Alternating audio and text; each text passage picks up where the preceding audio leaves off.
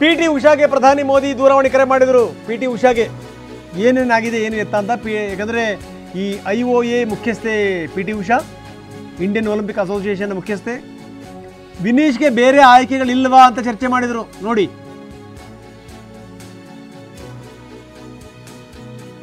ನೀವು ಭಾರತದ ನಿರ್ಧಾರ ಏನು ಅಂತ ಹೇಳಿಲ್ವಾ, ನೀವು ಖಂಡಿಸ್ಲಿಲ್ವಾ ಅಂತ ಕೂಡ ಕೇಳಿದರು. ಒಲಿಂಪಿಕ್ಸ್ ನಿರ್ಧಾರವನ್ನು ಬಲವಾಗಿ ಖಂಡಿಸಿ ಅಂತ ಕೂಡ ಹೇಳಿದರು.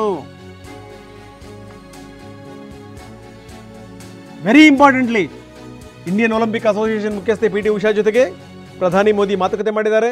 ಈ ವಿಚಾರವನ್ನು ಖಂಡಿಸಿ, ಬಲವಾಗಿ ಖಂಡಿಸಿ, ಭಾರತದ ನಿರ್ಧಾರವನ್ನು ತಿಳಿಸಿ,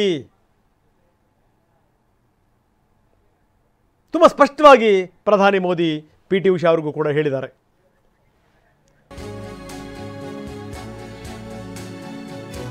ಇದಕ್ಕೆ ಸಂಬಂಧಪಟ್ಟಂಗೆ ಪ್ರಧಾನಮಂತ್ರಿ ಟ್ವೀಟ್ ಮಾಡಿದ್ದಾರೆ. ಏನು ಹೇಳ್ತಾರೆ ಪ್ರಧಾನಮಂತ್ರಿಗಳು?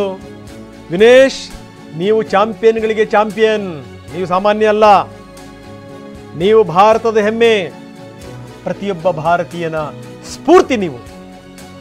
ಇವತ್ತಿನ ಹಿನ್ನಡೆ ನಮಗೆ ನೋವು ತಂದಿದೆ, ನೀವೇನು ಚಿಂತೆ ಮಾಡಬೇಡಿ.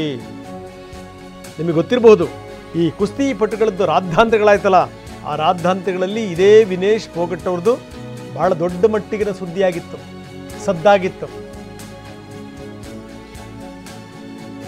ಈ ಕುಸ್ತಿ ಸಂಸ್ಥೆ ಇದೆಯಲ್ಲ, ಕುಸ್ತಿ ಫೆಡರೇಷನ್ ಇದೆಯಲ್ಲ, ಅದರ ಅಧ್ಯಕ್ಷರನ್ನು ತೆಗೆದುಹಾಕಬೇಕು ಅಂತೇಳಿ ಹೋರಾಟ ಮಾಡಿದಂಥರಲ್ಲಿ ಈಕೆ ಅಗ್ರಗಣ್ಯೆ. ಈ ಸಂದರ್ಭದಲ್ಲಿ